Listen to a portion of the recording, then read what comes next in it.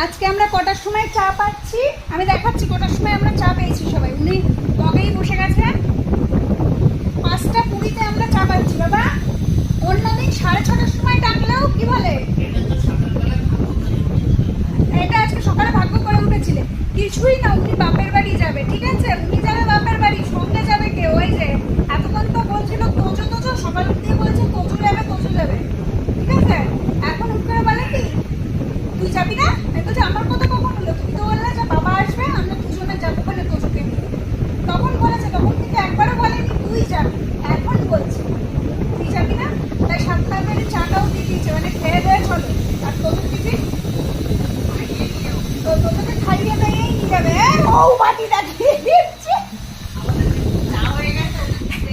আমাদের চা আজকে 7:00 হয়ে গেছে, ও কেন টিফিন পাচ্ছে না? ও গিয়ে বাটি দেখিয়ে দিচ্ছে গো। তো চলো।